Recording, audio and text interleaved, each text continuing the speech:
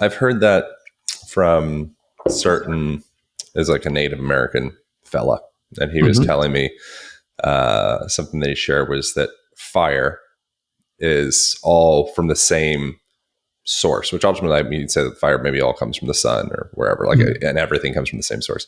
But like the energy of fire has almost like an ancestral lineage to all other fire around the planet, which I thought was just an interesting, really like beautiful, poetic, and perhaps literal concept. And when we were having that conversation, I was like, oh yeah, I could see that, and like coming from the sun and more of like an objective perspective, like that would make sense. And then the other thing would be water seems like even much more apparent with that, and the consistency of the we're drinking water vapor from Abe Lincoln's piss, and we're like all of the water is being recycled and circulated, and it's all coming back into this one I agree with you. Water system. is actually a communication system, which is really, really, really interesting. I'm going to tell you one. I'm going to share one early early study that we did, which really blew our minds. So I Yeah, mentioned Fritz Albert Popp, this famous German scientist. He actually developed this technology which can capture biophotons. So every living thing mm, exudes these tiny particles of light. So you need very sensitive technology that can capture every single one. The more biophotons yeah, a biological system has, the more vitality it has. So this is just an yeah, intro into the story.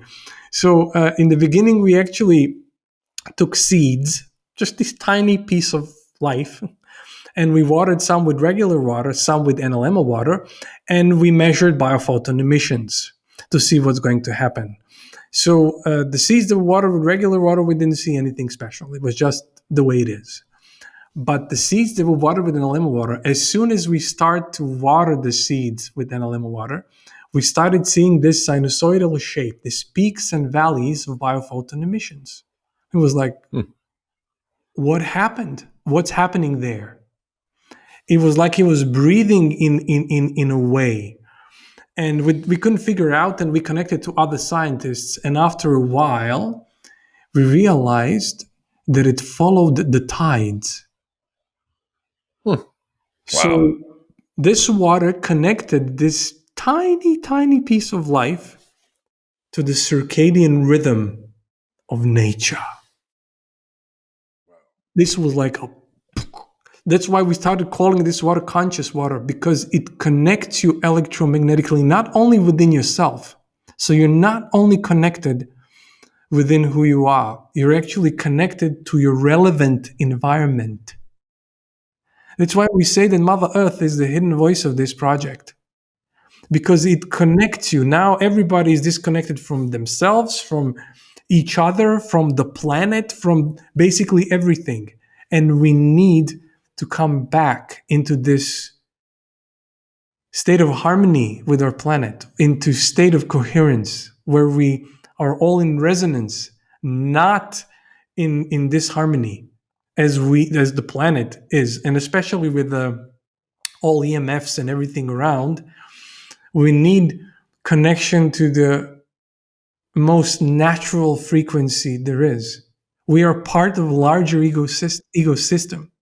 And the only way we're going to truly survive and thrive if we realize that we are part of the whole and we move in unison with the planet, That's not beautiful. separate from it. So this biophoton, this seeds study was really kind of an eye opener for us, where it really kind of showed us what water can do, what right water can do for you. So it And was really what amazing. Yeah. is yeah? So what is? I mean, I think one of the biggest things that I would really love to understand is the mechanism of communication between these crystalline structures, or electromagnetic structures called water or H2O. And it seems like maybe some of like the morphic resonance talk of Rupert Sheldrake. I don't know if you're familiar with any of Yeah, yeah, his yeah, work. definitely, It's kind of like definitely. we're in this like consciousness soup, Yes, and your thoughts and feelings and experiences and such are, they're not just residing between your ears, but it's kind of you're within the consciousness of the whole. And we can kind of sometimes when you get that experience of, oh man, I was just thinking about Nick, and then Nick gave me a call. We kind of have this almost like mycelial network web that exactly. we're interconnected with And all of from, this is actually happening through water. That's the whole yeah, thing. Like old radios were crystal based. So it's like you're tuning. So when your yeah, entire system gets, we are all actually a column of water, or this like an antenna that that our research clearly showed. Water is a broadband absorber, receiver, and transmitter of energy, frequency, and vibration, which is very interesting because Nikola Tesla, yeah, one of the biggest scientists of all time, he said, if you want to know the secret of the universe, think in terms of energy, frequency, and vibration. And without water, you don't have that. Water is the medium. Water is this. It stores energy and frequency and information, and it transmits it. So it's at the very heart of our biology. That's why I'm saying when you change water, everything else changes. So we proved short-term change and we proved long-term change in the biology when you change the water.